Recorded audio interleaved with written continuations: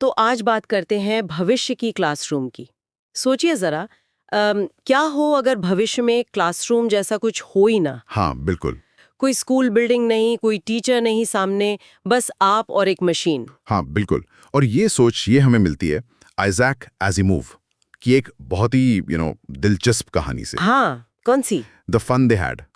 कहानी हमें ले जाती है सीधे साल 2157 में अच्छा। और दिखाती है कि उस वक्त बच्चे कैसे पढ़ते थे, जो आज से काफी अलग था। है ना, कमाल की बात है।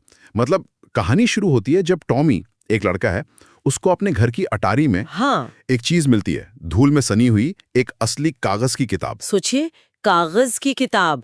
उसके और उसकी दोस्त मार्जी के लिए तो ये किसी अजूबे से कम नहीं। जाहिर है, क्योंकि उनकी दुनिया में तो सब कुछ स्क्रीन पर ही होता है ना, पढ़ना लिखना सब। बिल्कुल। और यही किताब, यही खोज पूरी कहानी का सेंटर पॉइंट बन जाती है। आज शायद हमें ये बहुत आम सी बात लगे, है ना, किताब, पर उस फ्यूचर में जहां नॉलेज पूरी तरह डिजिटल है, हाँ, कागज पर छपे शब्द देखना मतलब एक भूली बिसरी बात, एक टाइम कैप्सूल जैसा। मार्जी तो देखकर हैरान ही रह जाती है।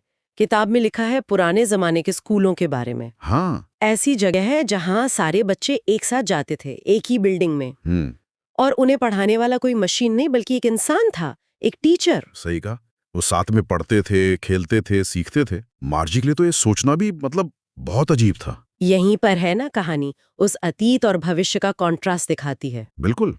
मार्जी का स्कूल, वो तो उसके घर का ही एक कमरा है, हाँ, जहाँ एक मैकेनिकल टीचर मतलब एक मशीन उसे पढ़ाती है स्क्रीन पर। हाँ, स्क्रीन पर लेसन आते हैं, होमवर्क जाता है, टेस्ट होते हैं, सब कुछ अकेले, बिल्कुल अकेले। और कहानी बताती है कि मार्जी को ये सब कितना कितना बोरिंग और अकेला लगता है। हाँ, उसे अपनी उस मशीन टीचर से वैसे भी चिढ़ थी थोड़ी। अच्छा, क्यों? वो भूगोल में कुछ कुछ गड़बड़ कर रही थी, मार्क्स अच्छे नहीं आ रहे थे। ओहो। और मशीन थी कि उसे टेस्ट पे टेस्ट मुश्किल सवाल देती जा रही थी। बेचारी।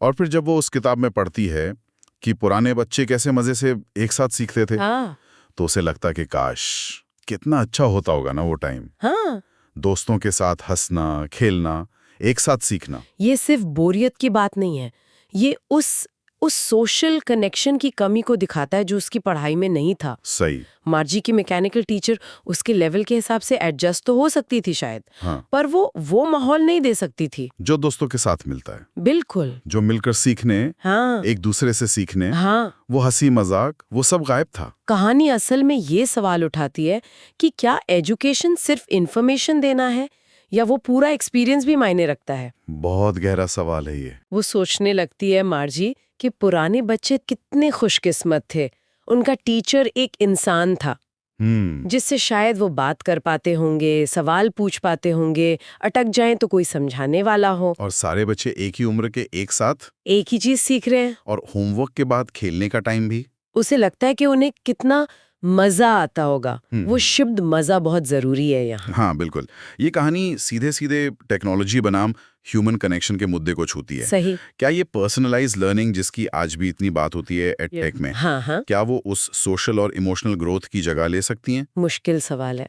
मार्जी की उदासी और पुराने स्कूलों के लिए उसकी वो इच्छा, वो इसी टेंशन को दिखाती हैं। और सोचिए, एसिमोव ने ये बात 1951 में लिख दी थी। कमाल है। कहानी के आखिर में भी मार्जी का ध्यान वो अपने मैकेनिकल टीचर के लेसन में कम और उन पुराने दिनों के स्कूलों के बारे में सोचने में ज्यादा लगा हुआ है। वो बस यही सोच रही है कि उन बच्चों ने कितना मजा किया होगा। वाह, क्या दिन रहे होंगे वो।